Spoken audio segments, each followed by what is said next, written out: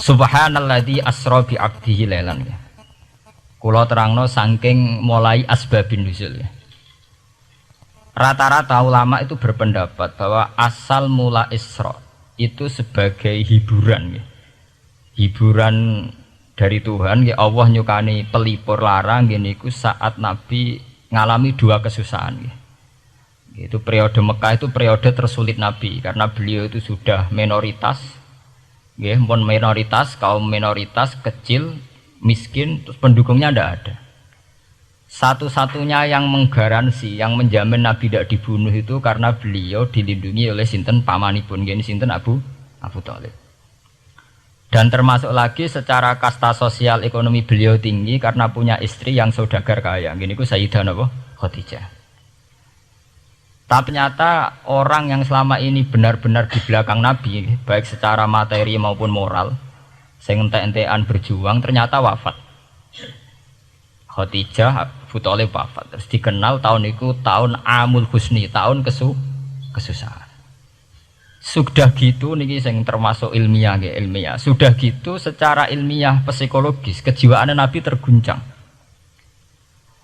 Niki rungokno tenan niki ngaji. Terguncang itu karena secara mitos, keyakinan tiang Arab niku pun kadung kedikte embek keyakinan yang ditanamkan ulama-ulama Yahudi dan Nasrani. Kalau baleni malih kafir Mekah itu orang-orang bodoh, orang-orang nggak terpelajar. Mereka itu punya satu mitos, satu keyakinan yang ditanamkan oleh tokoh-tokoh intelektual Yahudi maupun Nasrani. Apa keyakinan itu? Bahwa kenabian itu yang paling mungkin kalau orang itu dari turunan Bani Israel. Orang mungkin Nabi kok ora turunane wong Yahudi atau wong Nasrani. Sehingga ketika Nabi mendakwahkan diri sebagai Nabi, mereka bilang antakulu innama unzilal kitabu ala ta'ifataini min qablina. Nak jenenge wahyu harus tidak jauh-jauh sangka turunan-turunan Yahudi.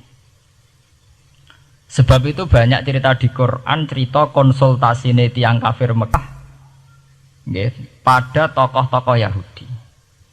Setelah konsultasi ya disesatkan. Orang mungkin Nabi kok nemu ummiyin, bintu-bintu untuk apa? Wahyu. Podo-podo dadi Nabi rak kita, orang Muhammad. Ini kalau cerita sejarah. Sehingga saat Nabi ngaku Nabi, niku kayak sudah jadi mitos. Nabi itu tidak boleh jauh-jauh dari Palestina. Karena Nabi Ibrahim orang Palestina, Nabi Isa orang Palestina, Yahya Zakaria juga orang Palestina, Nabi Musa juga orang Palestina. Semuanya itu tidak jauh-jauh dari komunitas Baitul Aqsa. Ini ku masjid Baitul Maqdis atau Baitul Muqaddas. Lah itu wong kafir pinter, saking kepengen nyudutno Nabi Muhammad itu sampai Nabi mesti ning Palestina, ya mesti roh cerita-ceritane Nabi ning Palestina. Lah kowe apa tau roh Palestina? Setelah kau detail-detail, nak kau pancen roh itu pintu masjid ning Palestina Baitul Aqsa jumlahnya piro, terus madhepe ning ndi wae. Jadi bahwa Nabi ngeklaim diri sebagai Nabi yang bisa membaca malakutas samawati, baca alam-alam gaib, niku dites nak iso tenan. Saiki aku takok jumlah pintu Baitul Maqdis piro. Niki peringatan kangge santri-santri bahwa semua Nabi itu di luar dites fisik. Artinya zaman Nabi sholat ning masjid kayak teletong unta terus disiksa Abu Jahal itu hanya ujian-ujian fisik. Tapi di luar itu sebetulnya Nabi juga mengalami ujian-ujian intelektual. Ya kayak cerita-cerita di hadis Sahih, Nabi itu sering didatangi orang Yahudi ditanya, "Mat, saya punya 5 pertanyaan. Yang tahu itu hanya Nabi. Kalau kamu bisa jawab ya Nabi, kalau enggak ya tidak Nabi." Termasuk takokane, apa pertama yang dimakan ahli jannah saat masuk surga? Takok aneh-aneh. Terus kenapa anak itu kok kadang mirip bapaknya, mirip ibunya? So takok aneh-aneh. Dan itu berlanjut terus sampai Nabi di periode Madinah. Nah sebab itu Nabi itu secara intelektual itu diasah Tuhan lewat proses Isra. Di mana Nabi saat itu secara fasih bisa menjawab jumlah pintu Masjid Aqsa sekian. Perilaku Nabi Musa begini, wajahnya Nabi Musa begini, wajahnya Nabi Ibrahim begini. Sampai di hadis-hadis Sahih, Nabi bisa menjelaskan detail. Nabi Musa itu rambutnya kayak ini, wajahnya kayak ini, ada mutiwal. Itu detail sekali Nabi. Sebab itu di sini diterangkan oleh Imam Suyuti, peristiwa Isra adalah peristiwa di mana Nabi berjumpa para sinten Nabi. Itu asal usulnya kenapa? Karena sudah kayak menjadi mitos, Nabi itu tidak boleh jauh-jauh dari tradisi Yahudi, tradisi Palestina. Paham ben sampean roh asal usulnya. Tapi kemudian asal usul itu sebetulnya hanya sementara, hanya permainan politik. Mau sampean ben roh sejarah, permainan politik, manipulasi politik. Sebetulnya Nabi itu ya tidak jauh-jauh dari beliau adalah keturunan Israel. Israel itu bukan menunjuk sebuah negara loh, sampai anda salah paham. Israel dalam bahasa Quran itu menunjuk auladi Yakub. Israel menjadi negara kan baru kemarin setelah diberi kemerdekaan Inggris, paham ya? Israel sebagai negara kan baru apa? Kemarin. Sehingga istilah Israel di Quran maupun di hadis adalah menunjuk auladi Yakub. So intinya di antara anak Nabi Yakub ono jenenge Yahuda. Yahuda di turunan-turunan itu mimbani Yahuda niku diarani bani napa? Israel. Ternyata setelah dirunut Nabi Muhammad itu ada beda jauh dengan keluarga Israel. Karena Nabi adalah turunannya Nabi sinten? Ibrahim. Okay. Nabi Ibrahim niku gada putra kalih sing gada turunan gini ku Ishak kalian Ismail. Ismail kalian Nabi Ibrahim disalap teng Mekah. Ini ku sing disebut Quran inni askantu min dzurriyyati biwatin ghairi dzi sar'in inda baitikal muharram. Terus saking Nabi Ismail nurun-nurun ngantos Sayyid Adnan. Ya, mulane nak teng berjanji disebut wa adnanu bila raibin intadzabil ulumin nasabiyah ila dzabihi Ismail nisbatuhu wa muntama. Secara teori ilmu nasab Sayyid Adnan jelas-jelas wa adnanu bila raibin intadzabil ulumin nasabiyah ila dzabihi Ismail nisbatuhu wa muntama. Tapi yang menjadi masalah yaitu tadi saya sudah bilang ke, seakan-akan Nabi Muhammad itu orang yang benar-benar berbeda dari dinasti itu, dari keturunan itu. Karena orang Yahudi, orang kafir Mekah di kepentingan menggagalkan kenabiannya Muhammad. Sehingga dilecehno Muhammad bin Abi Kapsah. Oh Muhammad sing cilik di rumah tukang angan wedhus. Jadi kowe nak seneng kiai kan inna akramakum indawi atqakum. Cek Ben Karlan, cek Karmin pokoknya takwa ya kiai. Tapi nak lagi gedeng kiai iku kan anake Karlan kok kakean tingkah. Lah dhisik wong Mekah ya ngoten niku. Jadi nak muni Muhammad bin Abdullah bin Abdul Muthalib cek terhormat. Mereka adalah orang-orang bangsawan di seputarku Quraisy. Nabi itu kastane Quraisy. Jadi kalau Muhammad bin Abdullah bin Abdul Muthalib cek ketok terhormat. Wong kafir pinter nang istilahna ora Muhammad bin Abdullah. Muhammad bin Abi Kapsah. Mergo cilike Nabi tau dirumat, cara kene ya Karlan ning penjara desa. Mulane Nabi tau angon wedhus, mergo tau de bapak angkat sing tukang napa? Wedhus. Lah wong Mekah pinter, dididik wong Yahudi. Kena istilahna aja Muhammad bin Abdullah bin Abdul Muthalib. Iku cek kekerenan, terlalu napa? Keren. Jadi Muhammad bin Ibnu Abi Kapsah. Di wong nak seneng Pak Harto kan Soeharto jenderal besar. Nek sing gedeng wong kemusuk kan terus repot ya. Oh, terus nyebut desa asli ini asal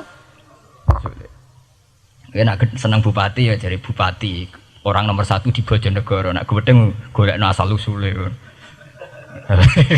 Sing ngoten mun sunatullah mulai riyen sampai kiamat ya. Sunatullah lihat ikut kelas napa? Mengkobel. Walanta jadi sunnatil lain napa? Tabdila. Ya akan begitu. Nah sehingga peristiwa Isra itu satu peristiwa rohani ya. Selain peristiwa rohani nanti akan diwajibkan sholat, juga ada peristiwa intelektual, ada pengajaran intelektual bahwa semua nabi itu harus punya tradisi yang sama, punya karakter yang sama. Sehingga nabi dalam proses Isra itu dipertemukan dengan Nabi Ibrahim, Nabi Musa, nabi-nabi yang lain. Dan diskusi di situ juga ada diskusi-diskusi. Paham ya? Niki penting ya, penting kalau terangaken karena kalau tanpa tradisi yang berkelanjutan ya, sing disebut tenggene thariqah jenenge as-sanad al-mu'tabar, sanad sing mu'tabar utawi nak tenggene pondok-pondok kitab disebut sanad sing muttasil. Ini nanti semua tradisi kenabian akan melenceng. Kalau melenceng itu ngeri. Karena setiap orang dia mesti ada subjektivitas sendiri, punya versinya sendiri. Sehingga semua nabi harus model istilah politik itu punya platform yang sama, punya karakter yang sama, punya model yang apa? Sama. Nah, sebab itu secara intelektual Nabi Muhammad itu dikenalkan oleh karakter para nabi-nabi dulu. Nggak detail. Satu Quran 30 juz. Andai kan sampai hafal Quran, sampai ngerunut sejarahnya coba. Kita ini kan kadung dibentuk. Artinya kita ini ya alhamdulillah sudah kadung kebentuk, tahu sejarah para nabi. Tapi asal usulnya kita tahu lewat kitab yang namanya Al-Quran. Supaya apa? Nabi Muhammad itu dibimbing bahwa Quran atau ajaran beliau benar-benar musaddiqal lima baina yadeh, benar-benar selaras dengan ajaran sebelumnya. Mulai ajaran yang bersifat samawi sampai hal-hal yang basariyah, yang menyangkut tabiah apa? Basariyah. Kalau contohnya ngeten, misalnya begini. Nabi Muhammad disejarahkan Nabi Ibrahim, beliau punya problem. Problem itu berupa punya bapak atau paman yang tidak Islam. Bahkan nak ning ceritane kiai-kiai desa dari Nabi Ibrahim cilike kon adol patung. Terus didol meniki patung, ya ora manfaati ra mudarati, mbok tuku ya karepem ora napa karepem. Mbok ono sanate mbok ora, pokoke cerita itu populer. Disejarahkan begitu. Sehingga Nabi Muhammad tahu, oh ternyata yang punya problem ngadepi keluarga itu tidak saya tok. Dulu Nabi Ibrahim juga punya problem ngadepi keluarga. Aku tak lumayan terima paman, Pak Lek, Pak De, Abu Jahal sinten? Abdullah. Nabi Ibrahim malah bapak. Dah gitu. Setelah itu juga diceritakan tentang Nabi Nuh, Nabi Lut, seorang nabi besar yang punya nasib sial, yaitu istrinya pengkhianat. Mereka jadi kiai di bojo judes itu tidak masalah. Mulai bisa terima kiai di bojo judes biasa. Ya itu tadi Nabi Nuh, Nabi Lut itu lebih ngeri ketimbang itu di bojo apa? Bukan kebenaran. Kita kan paling dicoba bojo judes, kan ringan banget. Paling banter mecano piring gelas itu murah banget.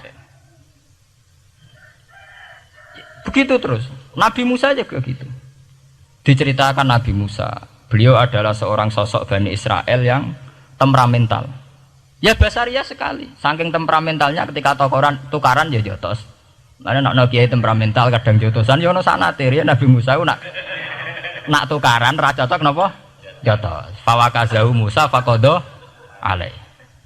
Artinya ya basariah sekali. Cerita ABG ini publik wonten saat beliau melarikan diri, lala ketemu cewek loro. Ya ora wentise barang Nabi Musa, waduh mari maksiat ae terus kon. Wadek aja mlaku ning ngarepku. Nah kena angin aku roh sikile mari nafsu. Aku nabi kok nafsu barang kan ra pantes. Nah ngono ke mlaku guriku. Ya basariah sekali itu sampai detail. Terus ketika itu terus disuaka politik oleh Nabi Syuaib. Sehingga menjadi tradisi bahwa semua nabi akan mengalami problem dengan kaumnya. Kemudian disuaka politik oleh komunitas yang berbeda, yaitu komunitas Syuaib itu di luar pemerintahan Fir'aun. Sama seperti yang dialami Nabi Muhammad, komunitas Mekah itu menyiksa Nabi, bahkan mengimbargo sinten Nabi. Semua aliran dana, aliran ekonomi, akses dana, akses makanan itu ditutup di Mekah. Sehingga Nabi sampai dahar dedaunan, fisik bil jibalin apa Mekah. Tapi beliau diselamatkan oleh sahabat Ansor yang terpisah dari komunitas Ahlu Mekah. Itu mirip ceritanya Nabi Musa yang diselamatkan Nabi Syuaib yang terpisah total dari komunitas Fir'aun. Ini penting kalau ulang temriki sehingga karakter-karakter kenabian itu tidak rubah. Karakternya sama.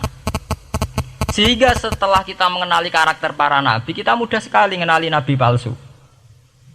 Paham ya? Mulane kalau nabi palsu paling seneng musodek, ketara palsune.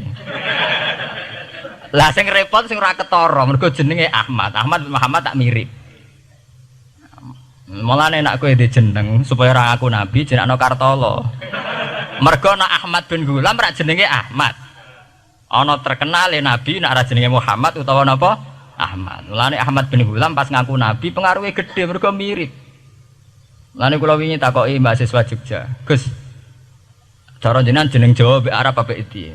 Nak trene akeh nabi palsu apik Jawa lah Kartolo. Karena secara kriteria kenabian ndak akan masuk. Nek anak jenenge Kartolo atau Karmin itu ndak akan masuk kriteria wong sing bakal dadi nabi. Lah anak jenenge Ahmad tak mirip-mirip nabi.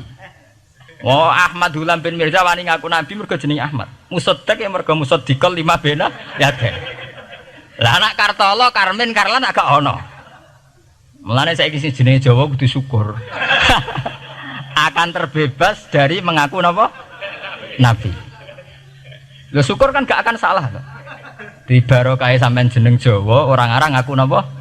Nabi. Selamat. Kudu syukur. Paham ya? Tidak apa-apa, itu harus dinikmati. Ya itu tadi ya, karena Nabi itu punya karakter yang sama, punya tradisi yang sama, yang mirip-mirip. Itu kenapa Quran berkali-kali menceritakan sisi-sisi kenabian Nabi di luar Nabi Muhammad. Karena biar karakter Nabi Muhammad terbentuk, ya, terbentuk dengan karakter Nabi sebelumnya. Tidak melenceng. Kemudian itu ditiru oleh ulama kita. Kita punya guru punya guru lagi, punya tradisi yang sama. Nak mulang kudu istiqomah, santri loro lah kudu diulang. Nak sedati kiai aja mripat ijo nak roh dhuwit. Wis pokoke dilatih. Nah, tapi dari kiai saiki orang mripat ijo, mripat abang. Mergo dhuwit saiki abang. Dhisik dhuwit paling gedhe rak 50.000 iku rak ijo. Lah saiki 100.000 abang. Dadi saiki nak nasihati nak roh dhuwit aja mripate abang. Mergo ijo wis gak akeh saiki. Paham napa? Kena akal-akalan ngoten jan repot. Tugare kula di santri dablek, nek di bojo aja moro tangan. Kula mboten moro tangan, kula saduk, moro sikil. Kena anekdot ngono rusak. Adu-adu ning bojone. Bojone loro, bareng bojone nguwak. Kowe jare rabi Pak ning njaba, bojom jare loro fitnah, Dik. Sing bener telu. Ayo kan repot. Ketemu cangkem elek rusak kabeh. Fitnah udah nak loro. Sing bener apa? Telu. Lah sakniki mun politik ngoten enggak, saya sebagai pejabat tidak pernah mengkorupsi 1 sen pun uang rakyat. Wong edan tapi korupsi ya sak sen. Wong ra waras tapi korupsi napa? Sak sen. Ngono miliaran tok. Korupsi napa? Sak sen. Ya mesti ae. Geneman. Ayo, jadi zaman akhir itu kayak zaman dhisik, kayak Abu Nawas kabeh. Jadi apa-apa niku mun mboten karu-karuan. Mun ya. Wah itu permainan kata begitu niki kula penting kula terangaken nggih. Saya sebagai ahlul Quran, orang yang banyak baca Quran nggih. Itu kita akan tahu betul betapa parahnya nggih atau akibat negatifnya dari permainan kata itu. Dan itu dilegalkan Quran, disahkan Quran dalam beberapa ayat. Yaqulun apa yuriduna ayutfi'u nurallahi bi afwahihim. Orang-orang Yahudi, Nasrani, kafir Mekah itu ingin sekali membunuh Islam lewat permainan kata bi afwahihim. Yaitu tadi misalnya kalau Muhammad bin Abdullah bin Abdul Muthalib itu kelihatan keren karena masih Bani Quraisy. Tapi kalau diistilahkan Muhammad bin Abi Kabsah, wah Muhammad sing anake Karlan niku, iku ora ummiyin. Balik dadi wong alim terus diistilahno bapakmu sing cilike iku angon wedhus. Ya terus repot terus ajur kah? Kabeh. Itu bi afwahihim. Efektivitas bi afwahihim itu sampai tenggene Tarikhus Suyuti wonten keterangan wa min dzalika irtadda jam'un minas sahabah. Dari permainan kata yang ditanamkan orang Yahudi itu sampai banyak sahabat yang murtad. Istilahnya itu jam'un minas sahabah. Meskipun setelah murtad itu ya divonis tidak sahabat. Misalnya menyangkut nasa mansuh. Orang Yahudi pinter, du'afaul muslimin, orang-orang muslim yang imannya masih lemah. Delok le nabimu, wong kok pelin-pelane ngono. Dhisik Ka'bah madhep Baitul Maqdis. Iku wis bener iku, mergo kiblate Nabi Musa. Nabi-nabi dhisik kiblate Baitul Maqdis. Nah saiki gara-gara dekne kangen keluargane manjen dekne cak Mekah, saiki kangen Mekah. Terus kon manggon omahe buyut-buyute. Dadi saiki kiblat diadepno omahe buyute. Kangen-kangene dhewe tunggu urusan kiblat jare. Jadi pas Nabi itu masih di Medina. 16 bulan Nabi salate madhep Baitul Maqdis.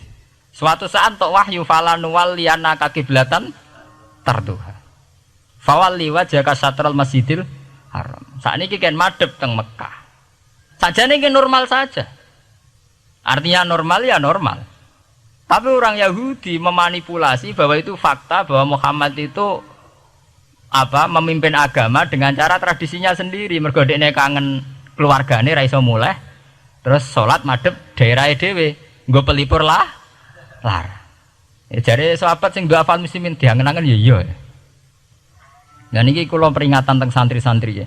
Sebab itu kalau sampean jadi kiai itu santri harus punya wawasan intelektual yang luas. Semenjak itu Quran mewahyukan secara nalar sejarah. Ya niku sing disebut ayat inna awwala baiti wudi'a lin-nasi lalladzi bi Bakkata mubaraka wa hudal lil alamin fihi ayatum bayyinatum maqamun apa Ibrahim. Akhirnya Nabi Muhammad nantang ning tokoh-tokoh Yahudi. Apa salahnya saya punya dua kiblat? Baitul Maqdis adalah kiblatul anbiya karena dulu Nabi Musa di situ, Nabi Isa di situ. Sekarang saya menghadap ke kiblat yang lain karena itu kiblatul Ibrahim dan dia lebih senior. Lebih apa? Senior. Sebelum ada Baitul Maqdis sudah ada Mekah. Mekah lebih senior, lebih tua. Terus disebut fihi ayatum bayyinatum maqamun apa? Ibrahim. Nabi Musa, Isa adalah periode setelah Ibrahim. Sebab itu akhirnya semenjak perdebatan itu orang Islam bangga. Makanya sampean kalau ngaji hadis-hadis sahabat itu bangga. Ana mimman shalla ilal qiblaten, nggih. Ana mimman shalla ilal qiblaten. Aku termasuk sahabat yang menangi dua kiblat. Mergo zaman madhep Baitul Maqdis ya kiblatul anbiya, madhep Mekah nggih kiblatul anbiya. Artinya apa? Perdebatan ini dimenangkan oleh Nabi Muhammad bukan karena mitos atau kultus atau taklid buta, tapi memang secara sejarah kiblat tertua adalah Mekah. Ini disebut inna awala baiti wudi'a lin-nasi lalladzi napa bi Bakkata mubaraka wa hudalil alamin fihi ayatum bayyinatum maqamun apa Ibrahim. Artinya Quran tidak pakai teori mitos. Pokoknya nabi ini saiki aku ya terserah aku, itu tidak begitu. Paham ya? Tapi diterangkan secara kesejarahan bahwa asal usul Mekah jadi kiblat itu rasional sekali. Bukan karena nabi orang Mekah mboten, memang dulu-dulunya Nabi Ibrahim berkiblat di situ. Jika Quran jawab inna awwala baiti wudi'a lin-nasi lalladzi bi Bakkata mubaraka wa hudal lil alamin.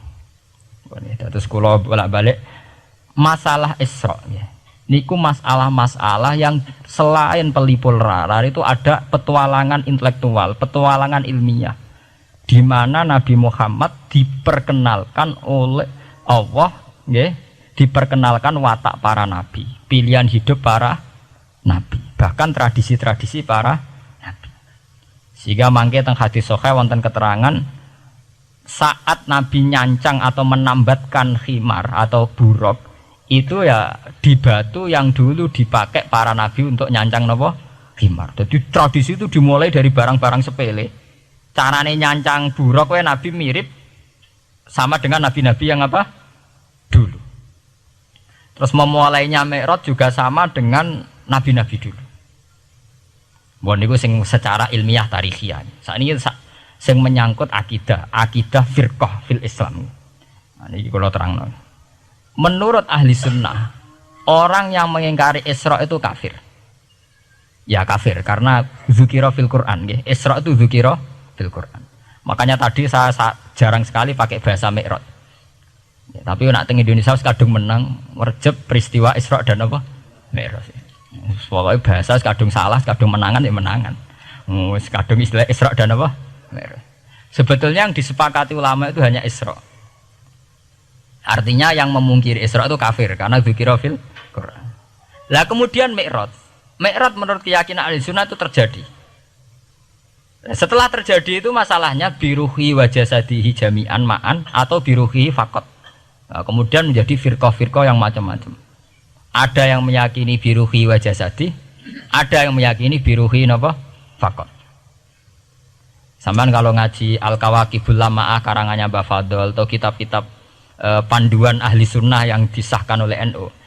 NU dulu pas musyawarah besar di Jombang yang dipakai panduan itu dulu yang disahkan itu Al-Kawakibul Lama'ah yang dikarang Mbah Fadl. Itu memang kita termasuk ngikuti yang biruhi wajah seti. Tapi sebetulnya dalam kelompok yang biruhi fakot itu ada orang keren di dalam dunia ilmiah. Ini termasuk Aisyah meyakini biruhi fakot.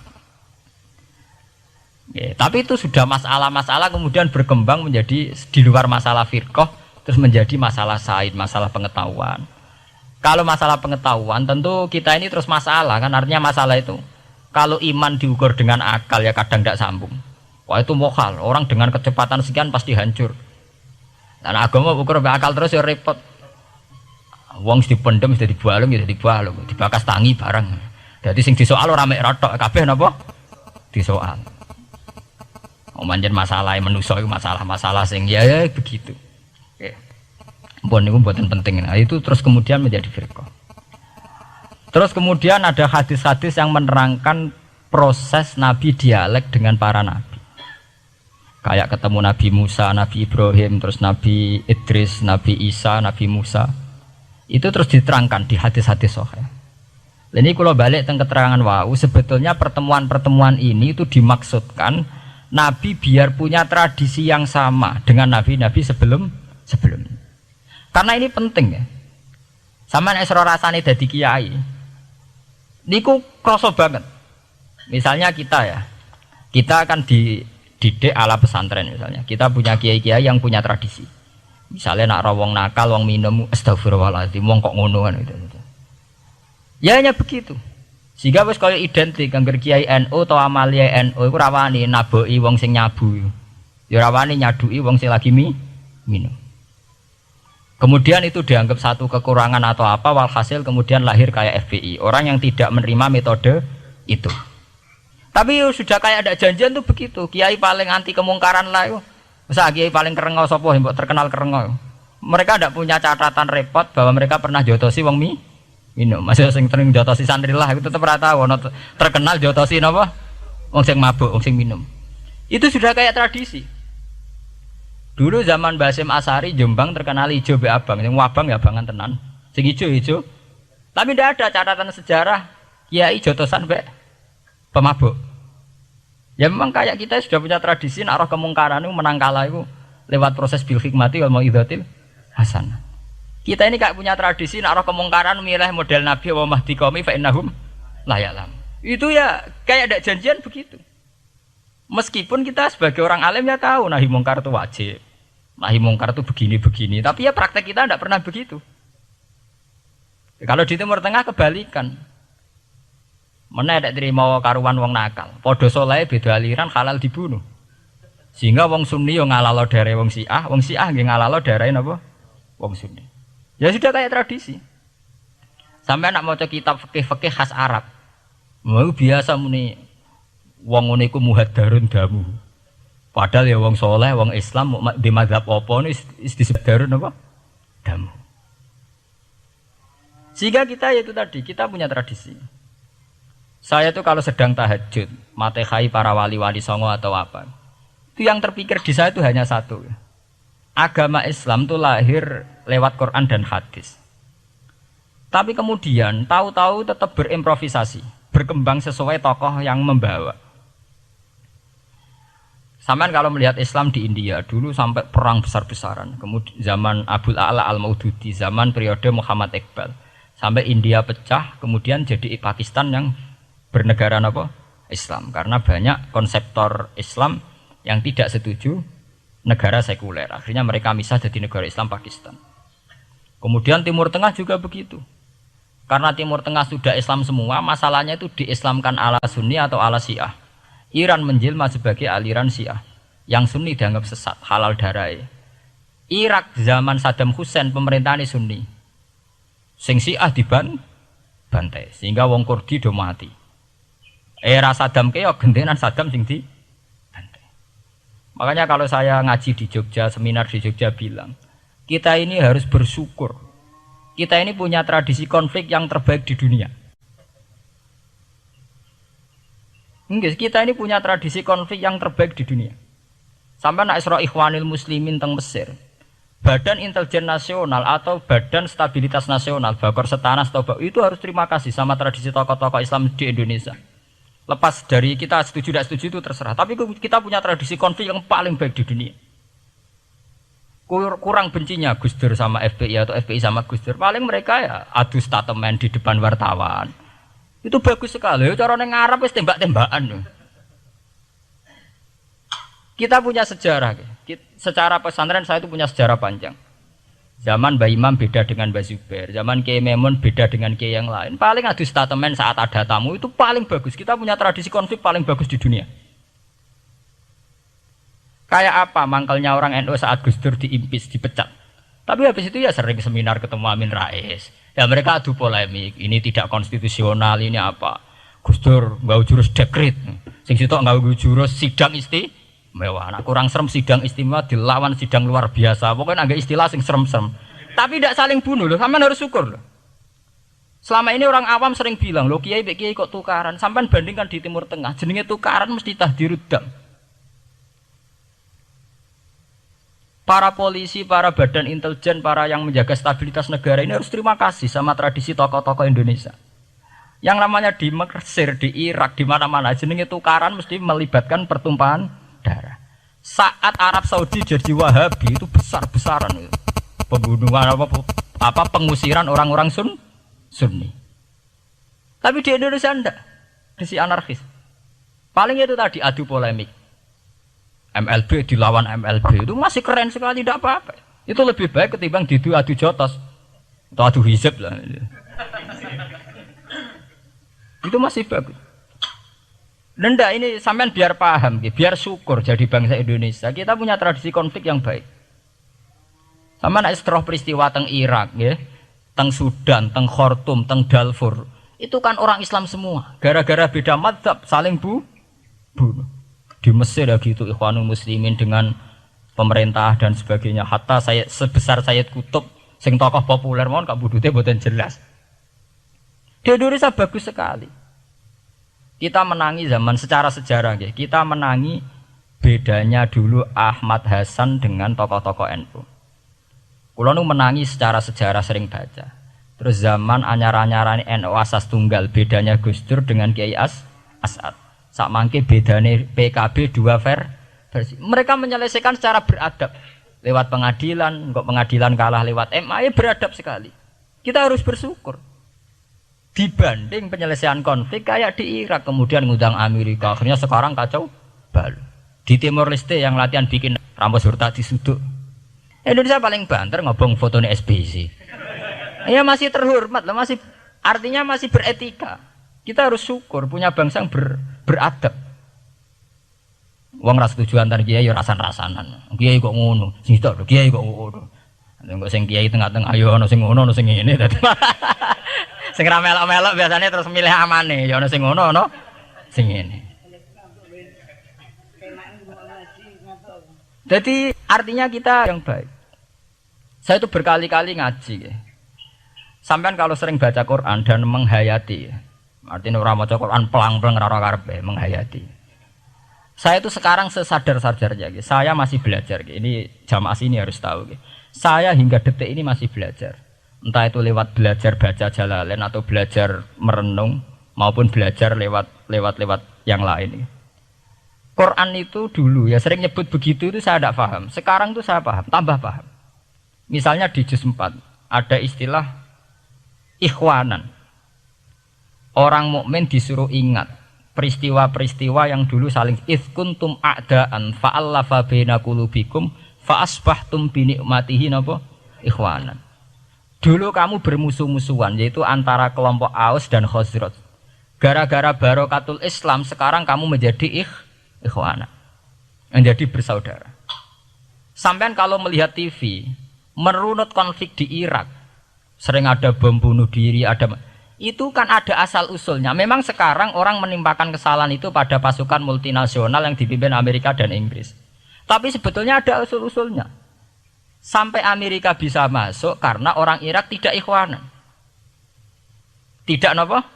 Yaitu ada Syiah, ada Sunni, mereka saling menikam, saling bunuh. Sehingga karena ada ikhwanan ini pihak ketiga masuk, yaitu tentara multinasional. Makanya saat di Jogja ditanya, cara jenengan sebuti menyangkut Ahmadiyah, menyangkut konflik di Jakarta, saya bilang, sekarang setiap orang bikin from apa forum, yaitu baik, kalau niatnya baik-baik. Tapi andaikan saya ditanya Tuhan nanti, hak kowe iku kelompok apa? Pokoknya angger NU atau Muhammadiyah ajak mayoritas, kamu milih salah sitok itu. Bukan karena mau saya oportunis milih yang besar, itu lebih baik, lebih maslahat. Karena kalau setiap orang merasa benar bikin kelompok sendiri akan menjadi kelompok banyak. Dan saat menjadi kelompok banyak, tentu konfliknya lebih tidak terpola. Tidak apa? Terpola. Umpama Hasim tukaran mbek Din Samsudin itu terpola. Tapi nek angger wong ngrasa duwe ketua dhewe tidak terpola. Bagaimanapun ikhwanan itu harus disyukuri. Nggih, dalam kondisi berteman. Sebab itu Nabi sering ngendikan ilzamu jamaahirul muslimin wa man sadza sadzafin. Mbok kamu itu ikut kelompok mayoritas saja. Jamaahirul muslimin cara bahasa netralnya mbok ya kamu itu ikut kelompok mayoritas saja. Karena kalau orang merasa benar kemudian bikin kelompok sendiri itu tidak ada selesainya. Lah akulah cara nuruti GR sebagai kelompok dhewe. Wong aku ya di umat, di pengaruh sing nyucup wis akeh. Tapi kalau semua orang merasa begitu kan repot. Mursid di kelompok dhewe, tukang toreko di kelompok dhewe, tukang ngaji di kelompok dhewe. Modal kitab pirang-pirang sesuk ana jamaah Jalalain, jamaah Muin, jamaah Fathul Wahhab. Nek sing iso ngaji jamaah tahlil, jamaah istighosah. Ora ana bare itu. Saya tuh kalau ditanya di Jogja, meskipun saya kritis, artinya kritis itu mungkin terhadap satu fenomena kita tidak setuju atau Muhammadiyah dalam banyak hal atau satu dua hal. Itu tidak menjadi alasan kita untuk tidak mengikuti mainstream. Karena kalau mainstream ini dilanggar, itu kita tidak akan ikhwanan. Dan akibat negatif dari tidak ikhwanan adalah kayak kasus Irak. Iran itu kenapa tidak mudah diserang Amerika padahal punya nuklir? Karena mereka seragam Syiah semua. Itu lebih gampang, lebih susah. Lawan itu apa? Susah. Arab Saudi juga mudah diadu karena karuan seragam Wahabi semua. Kita tidak bicara itu ya akidah. Mungkin kamu bisa debat Wahabi itu benar apa enggak. Tapi karena relatif aman, nggak diacak. Indonesia juga gitu. Kenapa tidak banyak konflik? Karena orang itu Islamnya kalau udah NU ya Muhammadiyah. Mbak cocok ra cocok mbak milih. Itu lebih mudah. Ketimbang ada faksi-faksi baru kemudian stabilitas menjadi tambah kacau. Mulane kula niku saya loh ya, saya pribadi menghimbau ya. Melihat ayat itu dihitung Tuhan sampai Allah ngendikan apa if kuntum a'daan fa'allafa baina qulubikum fa asbahtum bi ni'matihi apa? Kekuatan sebuah negara itu bukan karena senjatanya canggih, tapi karena rakyatnya tidak bentrok. Ya bayangkan kayak Indonesia. Andai kan Jawa itu mayoritas Islam.